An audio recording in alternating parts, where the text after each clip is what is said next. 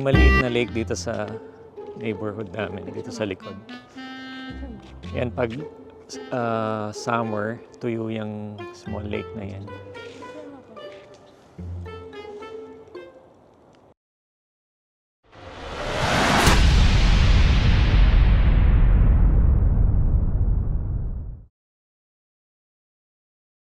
Ayun guys, walking muna kami ni My Loves dito sa neighborhood namin. And yun, what a day! So, ang Philippines balik na naman sa mapa ng basketball. So I think most of you nalaman nyo na tinalo ng Gilas ang world ranking number 6 in the world, which is Latvia team. And yung Gilas nasa world number 37. Biruin nyo guys, tinalo natin sa Olympic qualifying tournament ang Latvia. So last night yon. So actually hindi ako nanood kasi ina-anticipate ko na false false hope. So hindi ako nanood, hindi ko inabangan, pero nagulat na lang ako pagkagising ko na tinalo natin and hindi man lang nakalamang yung Latvia against Gilas.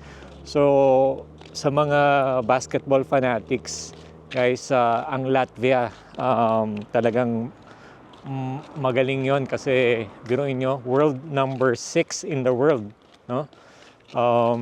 Meron silang NBA player, kaso si Krista pala hindi naglaro. So biruin nyo, hindi man lang nakalamang ang Latvia against Gilas.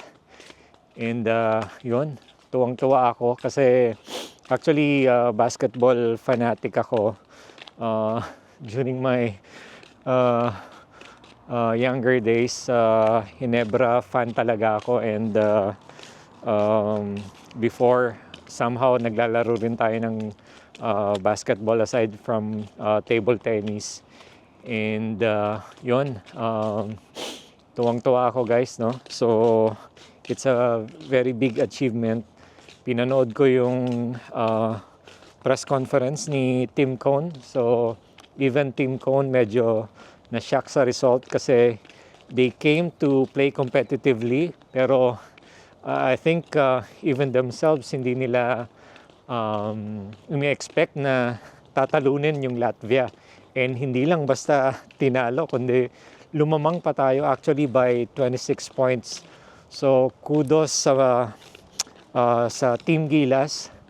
So especially yung big man natin, si Kai Soto, si Junmar. So I think they dominated the paint, they controlled the rebounds, and wow, what else can I say but what a game. And yun, dahil doon guys, tinalo natin ang Latvia. So mataas yung chances natin na pumasok sa semis. So later today at 8:30 p.m. Thursday Philippine time, makakalaban natin yung Georgia. And if we beat Georgia, pasok tayo sa semis. And but not only that, no? So kahit matalo tayo ng Georgia, as long as 18 points and below, pasok pa rin tayo sa semifinals. So ganon kaganda yung chances natin. Pero wag lang sana, wag tayong matatalo by more than 19 points. Kasi pag natalo tayo, gagamitin yung quotient system, and -9 tayo sa quotient system. So as long as hindi tayo matalo by 19 points and above, pasok tayo sa semis. So wow, what a game. Balik na naman tayo sa basketball map. So it's just actually an Olympic qualifying tournament. Malabo na tayo yung makakuha nung last ticket sa Olympics, pero wow, what a game. Biruin mo, tinalo natin sa home court pa mismo ng Latvia. So para sa akin malaking sampal yon sa sa Latvia team and sa fans na matalo ng world number 37, which is Gilas.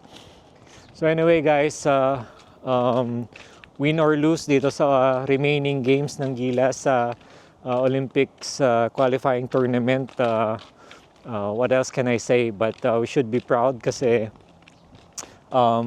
yung panalo na yon, that speaks a lot of Gilas team.